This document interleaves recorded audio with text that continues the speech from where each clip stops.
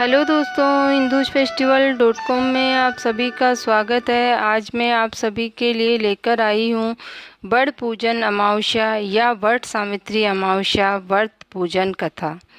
वट सावित्री का व्रत ज्येष्ठ मास की अमावस्या तिथि को किया जाता है। अखंड सौभाग्य की कामना करने वाली सभी महिलाएं 3 दिन के लिए वट सावित्री व्रत का संकल्प लें।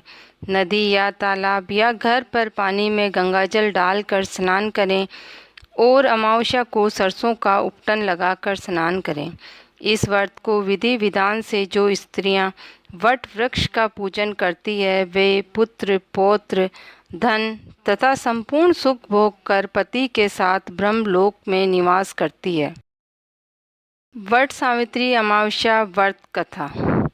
प्राचीन काल में एक सत्यवादी प्रजा पालन में व्यस्त अश्वपति नाम के राजा राज्य करते थे।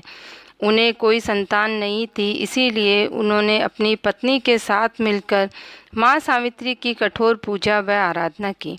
आराधना से प्रसन्न हो माँ सावित्री ने राजा को वरदान दिया कि हे राजन, तुम्हें मेरे ही अंश से एक सुंदर रूपवान गुणवान कन्या उत्पन्न होगी। इतना कहकर अंतर्ध्यान हो गई और 90 महीने माँ सावित्री की कृपा से एक सुंदर कन्या उत्पन्न हुई।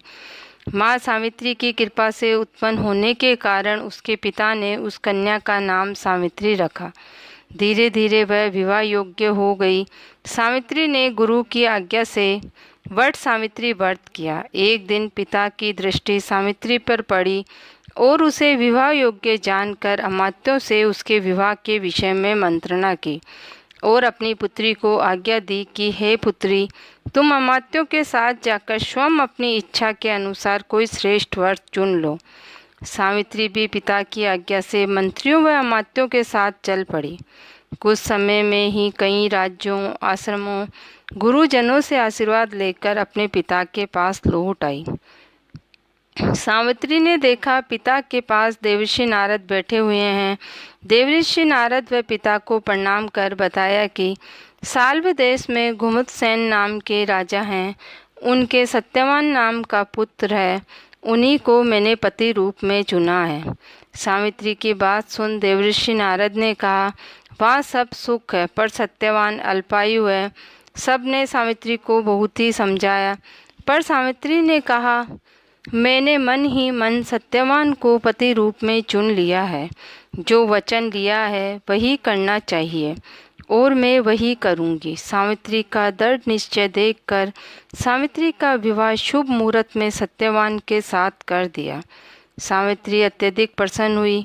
दोनों आश्रम में सुखपूर्वक रहने लगे। पर सावित्री के मन में नारद जी की बात खटकती थी। उसने पति की मृत्यु का समय निकट जानकर सावित्री ने 3 दिन का व्रत ग्रहण किया और वह भगवती सावित्री का जप तप ध्यान पूजन करने लगी। माँ सावित्री से मन ही मन अखंड सौभाग्यवती का आशीर्वाद मांगती रही और सावित्री ने 3 दिन विधि विधान से पूजा संपन्न कर पितरों का तर्पण कर अपने सास ससुर के चरणों में प्रणाम किया। सत्यवान जंगल में लकड़ी काटने जाया करते थे। सावित्री ने भी साथ जाने की इच्छा जताई। सत्यवान ने कहा, सास ससुर की आज्ञा ले लो। जब सास ससुर की आज्ञा लेने गई तो पहले तो सास ससुर ने मना किया पर फिर मान गए। दोनों साथ साथ वन में गए। सत्यवान ने लकड़ी काट कर गट्ठर बनाया। उसी समय उनके सिर में भयंकर पीड़ा हुई। उन्होंने सावित्री से कहा, हे प्रिय, मेरे सिर में बहुत ही वेदना हो रही है। सावित्री ने अपने पति का सिर गोद में रखा और आराम करने को कहा। उसी समय यमराज वहाँ आ गए। सावित्री ने उन्हें प्रणाम किया और कहा, प्रभु आप कौन हैं? मेरे पास क्यों आए हैं? यमराज जी ने कहा, सावित्री, मेरा नाम यमराज है। तुम्हारे पति की आयु समाप्त हो गई है, परंतु तुम पतिव्रता हो, इसीलिए मेरे दूत इसको न ले जा सके, अतः मैं स्वयं लेने आया हूँ। इतना कहकर यमराज के शरीर से यमराज जी ने शरीर से अंगुष्ठ मात्र के पुरुष को खींच लिया और उसे लेकर अपने लोक को चल पड़े। सावित्री भी उनके पीछे पीछे चल पड़ी। बहुत दूर जाकर यमराज जी ने सावित्री को जाने को कहा, पर वह नहीं मानी और बोली, मुझे कोई कष्ट नहीं हो रहा, मैं सुखपूर्वक चली आ रही हूँ। जिस प्रकार सज्जनों की गति संत है, शिष्यों का आधार गुरु है, सभी लोगों का निवास स्थान पृथ्वी है, उसी प्रकार स्त्री का सहारा केवल और केवल एकमात्र उसका पति है, अन्य कोई नहीं। इस प्रकार सावित्री के वचनों को सुनकर यमराज प्रसन्न होकर कहने लगे, मैं तुमसे बहुत प्रसन्न हूँ, कोई वर मांग लो। तब सावित्री ने विनय पूर्वक वर मांगा, मेरे सास ससुर के नेत्र अच्छे हो जाएं, उन्हें राज्य मिले, मेरे 100 पुत्र हो, मेरे पति दीर्घायु हो, हमारी सदा धर्म में श्रद्धा बनी रहे। यमराज जी ने तथास्तु कहा और सत्यवान को सावित्री को दे दिया। अत्यधिक प्रसन्नता से सावित्री और सत्यवान आश्रम में आ गए।